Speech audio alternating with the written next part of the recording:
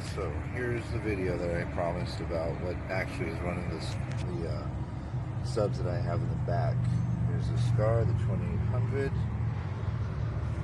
Here's the power wire and connectors. There's battery 1 running underneath all the way to battery 2. Battery 2 then connects up to these extra batteries here, and then directly from this guy comes up here with the fuse, power, and ground. The real ground